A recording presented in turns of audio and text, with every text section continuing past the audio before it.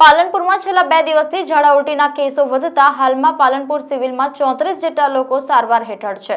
પાલનપુર નાની બજાર, મોટી બજાર, ભક્તોની લીમડી, કમાલપુરા સહિત આસપાસના વિસ્તારમાં 2 દિવસથી ઝાડા ઉલટીના કેસો સામે આવતા ચિંતા વધી છે।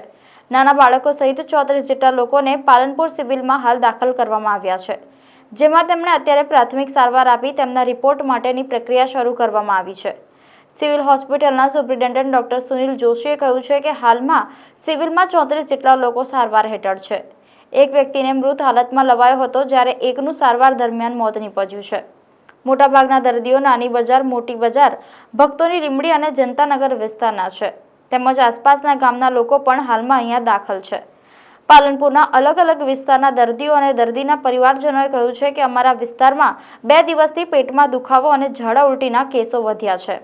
હાલમાં અમે પાલનપુર સિવિલમાં સારવાર કરાવી રહ્યા છીએ। લોકોએ આક્ષેપો કર્યા હતા કે પીવાના પાણીની સાથે ગટરના પાણી મિક્સ થતાં આ પ્રકારની લોકોને અસર થઈ રહી છે, ત્યારે આ અંગે તપાસ જરૂરી છે તેવી માંગણી ઉઠી છે। અમારા વિસ્તાર કે વોર્ડ નંબર 5માં પાછલા 3 દિવસથી ઝાડા ઉલટીના બનાવો ખૂબ જ વધી ગયેલા હતા, જેના કારણે આજરોજ સવારે આરોગ્ય ડિપાર્ટમેન્ટને જાણ કરતાં આરોગ્ય ડિપાર્ટમેન્ટે અમારા વોર્ડમાં આવી અને સર્વે કરેલ છે। અને સર્વેમાં એવું અનુમાન લગાવવામાં આવી રહ્યું છે કે જે લોકો દાખલ છે, એટલે કે પાલનપુર સિવિલ હોસ્પિટલમાં 25થી વધારે લોકો દાખલ છે અને માવજત જેવી હોસ્પિટલમાં પણ લોકો સારવાર લઈ રહ્યા છે, ને એમાંથી 3 લોકો તો આઈસીયુમાં એડમિટ છે, જેમની હાલત ગંભીર હોવાનું જાણવા મળેલ છે।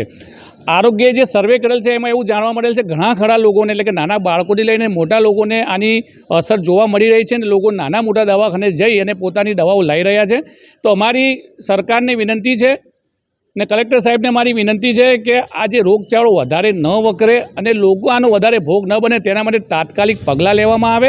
અને પાલનપુર નગરપાલિકાના અધિકારીશ્રીને અમારી વિનંતી છે કે આપના દ્વારા જે પાણી અહીંયા પૂરું પાડવામાં આવી રહ્યું છે તે પાણીની તાત્કાલિક તપાસ કરવામાં આવે, કારણ કે આ પાણીજન્ય રોગ દેખાઈ રહ્યો છે અને આ રોગ જો વધારે વકરશે તો લોકોનો જીવ પણ એમાં ગુમાવી શકે છે। તો તેના માટે અમારી વિનંતી છે કે અમારા કોટ વિસ્તાર અંદર જેટલા પણ લોકો ઝાડા ઉલટીના બનાવોમાં સપડાયા છે એ દરેકની તપાસ કરવામાં આવે અને જે લોકો નથી સપડાયા તેમની પર તકેદારી રૂપે એમને જાણ કરવામાં આવે અને તાત્કાલિક પગલાં લેવામાં આવે એવી અમારી વિનંતી છે। 2-3 દિવસે મને રાતના 1 વાગે મને દુખાવો પડ્યો પેટમાં, બરાબર, અને અચાનક ખાધું ખીચડી મને ખાધી, ઉલટી જ થઈ ગઈ।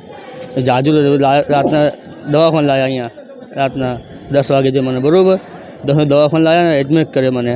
શું થયું સાહેબ? કે જાજુ ને ઝાડા થઈ ગયા, તો વાંધો નહીં, તમારે ચેકઅપ કરી લે। ચેકઅપ કરીને મને કે શું થયું? મેં કે આમ કીધું પાણીમાં ખરાબ આવ્યો, રિપોર્ટ આવ્યો કે તમારે ખાવાની વસ્તુ તમારે આવી ગઈ છે, આવી इसमें कम 45 જણા મને ઉભર્યો, બરાબર, વાત ઉભરે 45 જણા છે। હવે મારા બાજુમાં 2-3 જણા છે ખાલટા, એને બી બીજા હતા, એમને માવજન હોસ્પિટલમાં લઈ ગયા 2 જણા તો કે તમારે બહુ હાલત ખરાબ છે, તમારે પાલટ દવાખાને જવું પડશે તમારે। કેવી તકલીફ હતી એમને? મારી જેવી તકલીફ હતી, જાજુની ઉલટી બંધ નહીં થતી। હવે મને થોડી જાજુ આવે, મગર એ માપ નહીં આવે। દરેક વખતે પાણીની લાઈન અને ગટર લાઈન મિક્સ થઈ જાય છે, એના કારણે દરેક રહેવાસીને અમારે ઝાડાઓમેટ અને બીજી ઘણી બધી તકલીફો નાના છોકરાઓને પણ થતી હોય છે। કેટલા દિવસ તકલીફ થાય?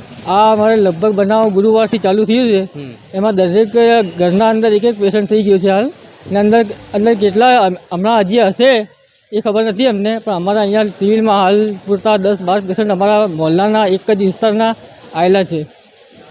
તો તમે કોને લઈને આવેલા છો? હું મારી મધરને લઈને આવ્યો છું, એમને પણ રાતના ઝાડાઓ બહુ થઈ ગયા છે અને રૂકતા નથી। લગભગ 35 દર્દીઓને અત્યાર સુધી સારવાર આપી છે અને હજુ સંડાસના ટેસ્ટ ને બધું કરવા આપેલું છે કે જેનો રિપોર્ટ આવશે એટલે ખબર પડશે કે બેક્ટેરિયલ છે કે અમીબિક ડિસેન્ટ્રી છે, એનો પછી ખબર પડશે। એટલે અત્યારે હાલ જે દવા બધાને ચાલુ કરવામાં આવી છે એનાથી મોટાભાગના દર્દીઓ સેટલ છે। એક પેશન્ટને આઈસીયુમાં થોડી તકલીફ વધારે છે અને જરા બીપી ડાઉન રહે છે અને શ્વાસનું પણ તકલીફ લાગે છે અને કિડનીના રિપોર્ટ પણ સારા નથી આવતા અને થોડા ડ્રાઉઝી છે। મોટાભાગે નાની બજાર, મોટી બજાર, આપણે ભક્તોની લીમડી અને અમુક આજુબાજુના એરિયાના જનતાનગર એ બાજુના એરિયાના દર્દીઓ છે અને અમુક દર્દીઓ બહારગામના પણ છે, પારપડા છે, બસુ છે અને 2-3 પેશન્ટ રાજસ્થાનના પણ છે।